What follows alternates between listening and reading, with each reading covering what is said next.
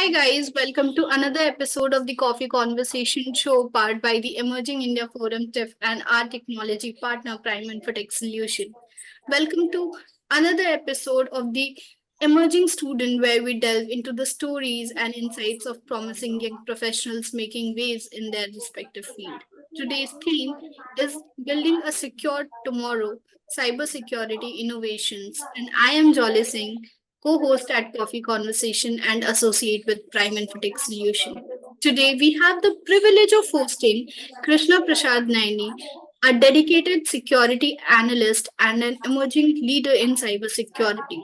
With a Master of Engineering in Cybersecurity from the University of Maryland and a wealth of hands on experience from various prestigious internships, Krishna Prasad has a compelling story to share. So let's get started as we explore his professional journey, personal inspirations, and the future of cybersecurity through his eyes. A very warm welcome to you, Krishna. Thank you so much, Raleigh, for Um, having me here today. it's our absolute pleasure. So before we get started and delve directly with the questions, let me explain you. Like we have three rounds planned in total. The first is the professional questions round. The second is the personal questions round, and the third we end up the entire conversation very with a very fun rapid fire round. We also have a small surprise for you at the end of the conversation if you like perform really well in the rapid fire round. So embrace yourself and let's get started with the very first round, which is the professional questions round. And my very first question to you would be that what inspired you to pursue a career in cybersecurity? Okay, so cybersecurity was not my first option. I actually wanted to be doing robotics, but I couldn't find any affordable university that was offering robotics courses. So I ended up joining computer science for my undergraduate. At the time, I received my first Android phone and my first laptop, so which exposed me to a lot of new stuff related to computing. I started routing phones, exploiting applications like patching them and all. And also at the same time, it was like a fantasy world, doing stuff that is not normally possible with the device that you have. So I really enjoyed doing it. And then at the same time, I was also exposed to the dark side of the internet, the cybersecurity dark side. It was there were a lot of cyber criminals doing very bad stuff to companies and innocent people. They are trying to destroy and disrupt the computing infrastructure, networks, internet, etc. So that's when I realized that I should be doing something to protect against this, as I already enjoy doing this stuff. So I wanted to explore this as a career option for me. Okay. That's Okay. So, can you elaborate on the most challenging aspect as a role as IT assistant at the university recreation and wellness? Yeah. So I worked for 2 years as an IT assistant at Redwell at University of Maryland. So our department was spread out across the campus in different buildings and different spaces. So we have facilities in different departments and all. So the main challenging thing is it is spread across the campus, so it is difficult to manage it from a central location. We have to constantly go across the different buildings to ensure everything is functioning properly, all the equipment is secured. And the most problematic thing is that we have a lot of student employees that work there, and we have a lot of employment turnover because of that, because the students come and go. They work for a semester or two and then just leave. So it's a big challenge to manage access for them and also give them permissions. As the students, most of the students are come from non-technical background, and they don't have a lot of security awareness. So they end up doing having bad security practices, which can lead to compromise of the system. So we have to constantly provide security training for the large student employee body that we have. We employ around 700 to 800 student employees every semester, and we only 200 to 300 of them retain after the semester. So it's a big challenge to get everyone in the same page about the security. because we had multiple instances of students plugging in their own devices into the network or connecting their pen drives onto the computer, which led to malware infections and all. So not only the security department, but heads of every subdivision in our department has to be fully aware of what their employees are doing. And most of it, like we have a lot of mobile devices as well, like iPads and all. So people take it to different places like golf courses, stadiums, grounds, etc. That's when the supervisor won't be able to look what they are doing. So it's a big risk that we are taking. So we have to protect these aspects very carefully. So it comes as a balance between the security and usability, because as they are not fully technical, we have to make it very easy for them to use. Okay. What were the key factors that contributed to perfect audit results for PCI DSS, HIPAA, and ISO 27002 compliance? Yeah, coming to the audits, auditing and compliance is very crucial in United States, because the companies and organizations face huge fines if they are not properly compliant with any regulations. So as a department, we do a lot of payments every day. It ranges from 500 to 1,000 transactions every day. So we have a lot of payment card information that we need to protect, and a lot of students handle these transactions. So everyone needs to be trained on this PCI compliance. And also we have some health data for athletes. We have separate section where body health is assessed for the athletes. So we have their personal health information. HIPAA is one of the biggest compliance that we have to follow, because it's strictly followed by US government. There is a lot of fines that are levied. So for to be compliant with it, we have performed a comprehensive risk assessment, essentially, to identify what are the devices where we store the important information about this uh, related to HIPAA and PCI DSS. So we performed a segmentation, network segmentation, so that normal systems won't be able to talk to those networks. So we have to compartmentalize everything.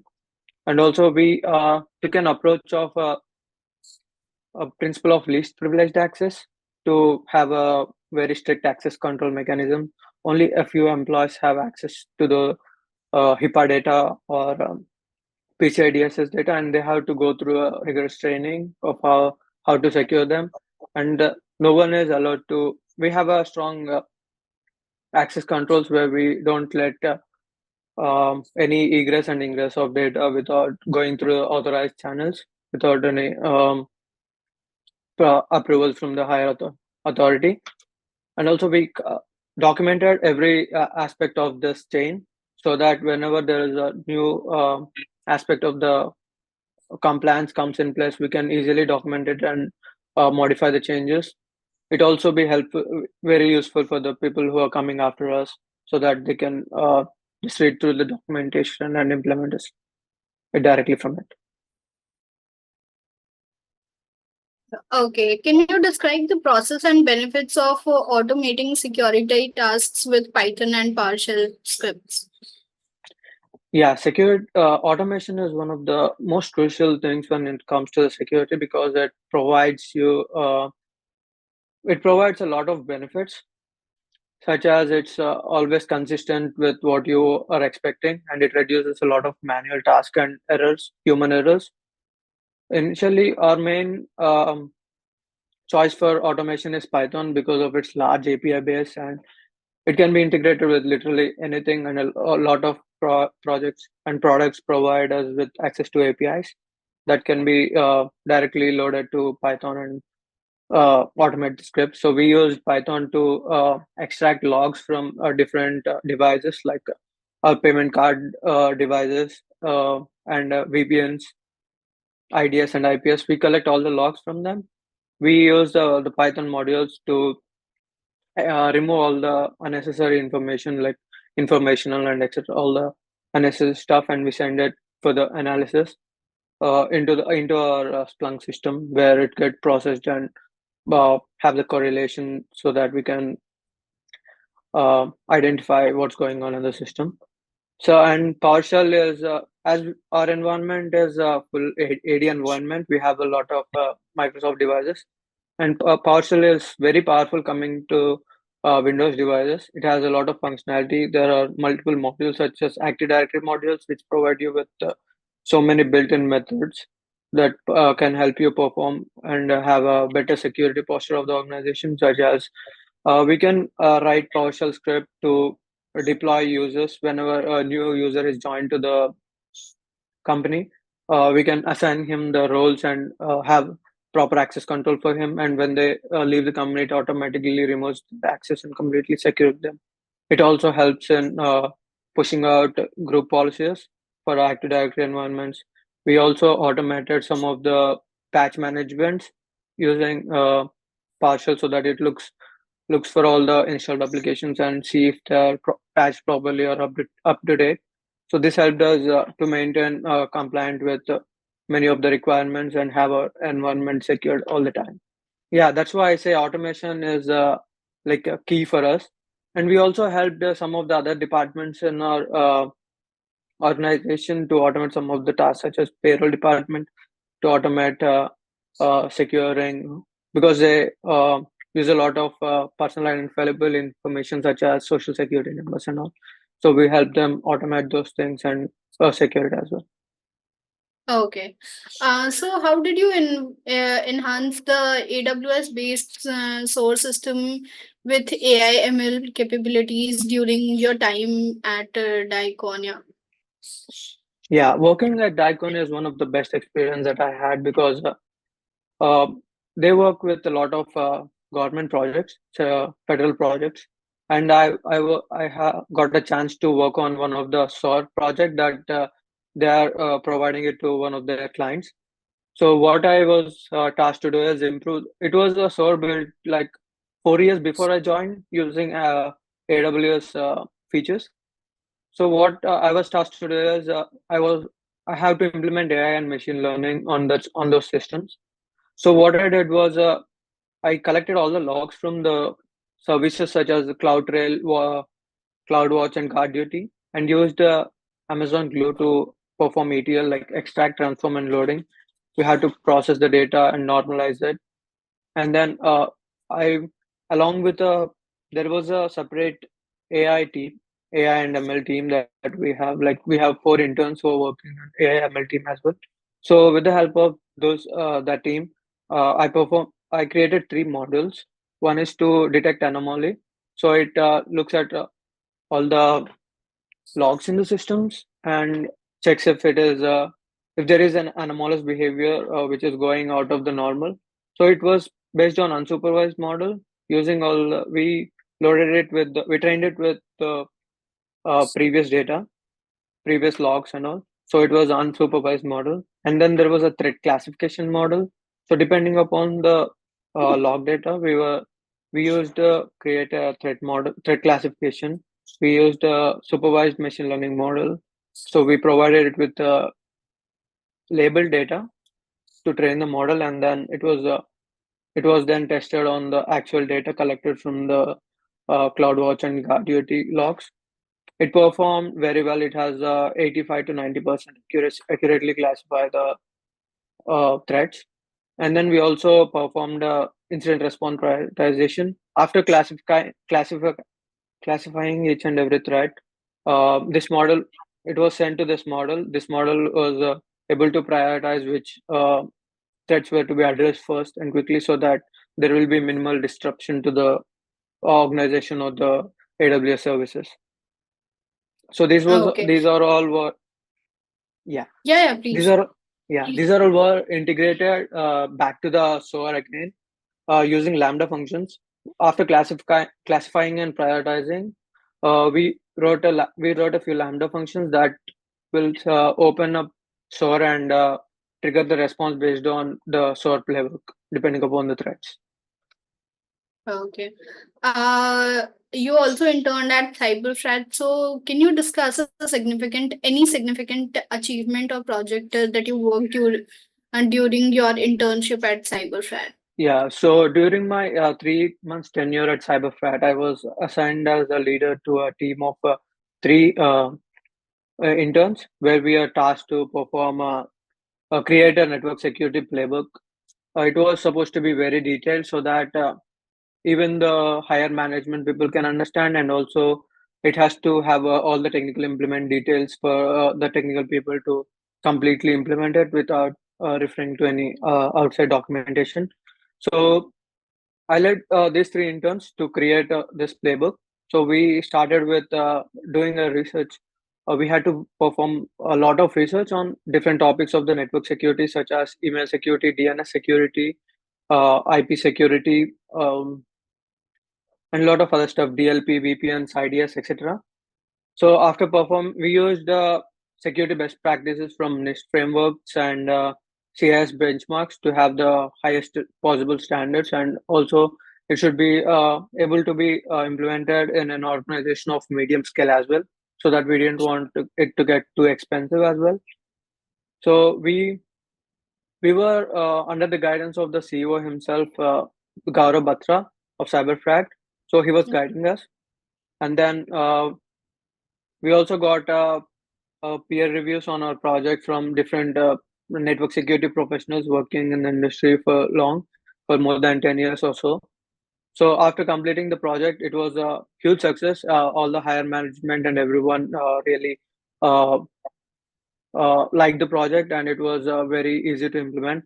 So this was a project that was supposed to be sold to the clients for clients of the cyberfrat. So we made it for the external customers, and there was a pitch that happened with the company with this product to be purchased by them, and they also liked, and they gave a quote for it as well.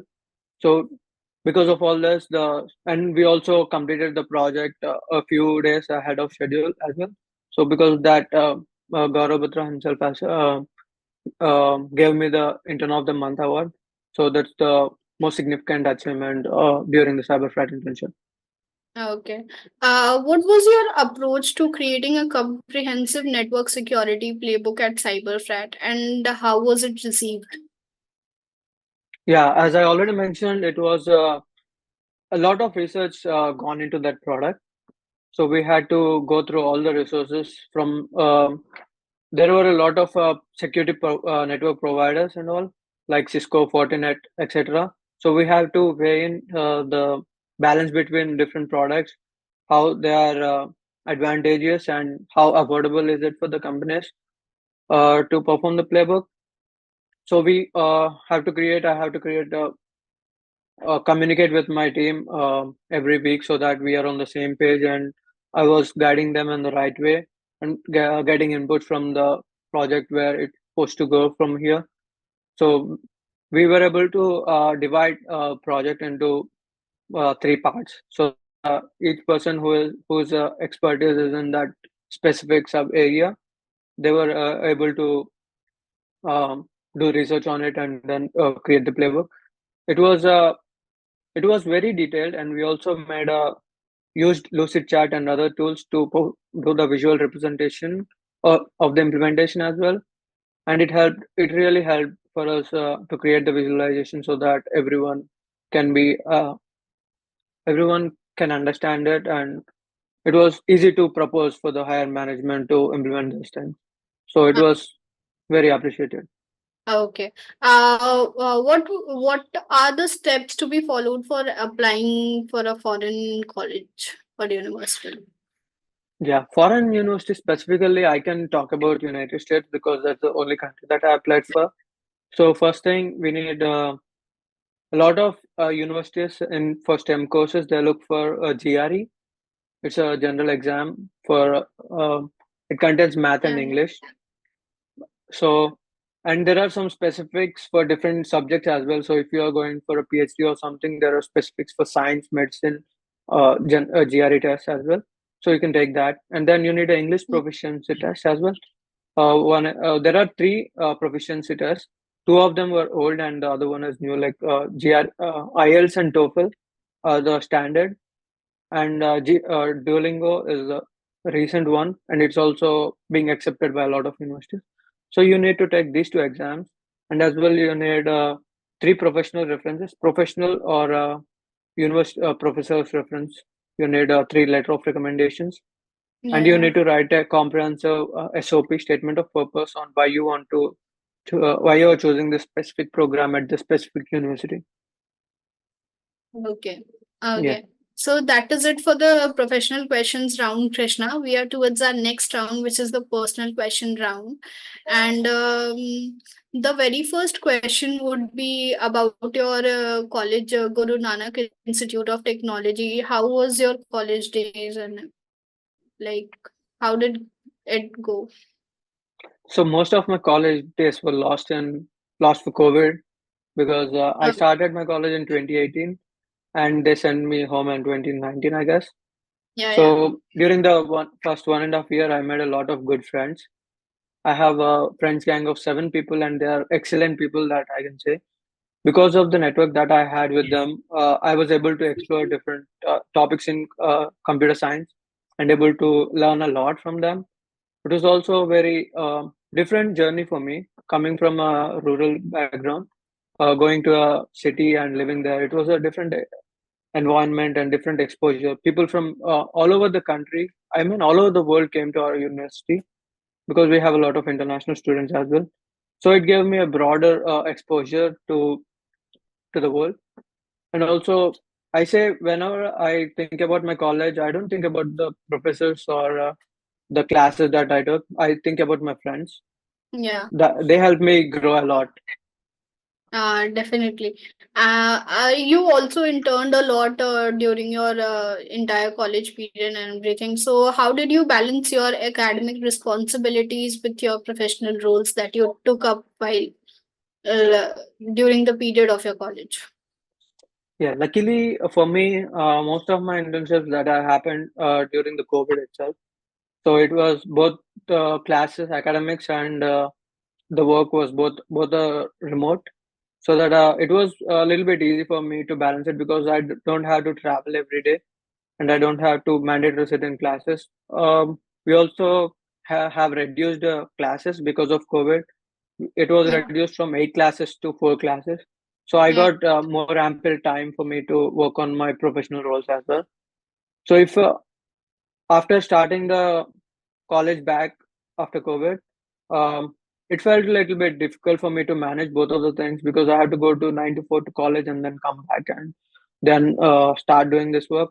It was a bit tiring, but I was able to manage it because of the support from my professors and my uh, mentor at my company. So it was I was lucky to have a good mentor. So they were very accepting whenever I have academic related stuff, because they knew it was more important, grades and all. So they were able to let me do that stuff before I get on to my professional stuff. yeah, okay. Who has been the most influential person in your life and career as of now? Yeah, the most influential people, I say, it's like for most people, it will be the same, I guess. Yeah. It's my parents, my mom and Okay. dad. My dad was very persistent. He was he had a lot of failed businesses, but he never gave up doing that. Like he always tried to provide best for the family, and he Yes. is very inspiring to me. He works so hard. Compared to him, if I compare myself to him, I feel like I'm too lazy to say, because that's how hard he worked to provide for us. And my mom, she used to tell me everything, like whatever I know, whatever my ambitions are, everything was ingrained to me by my mom.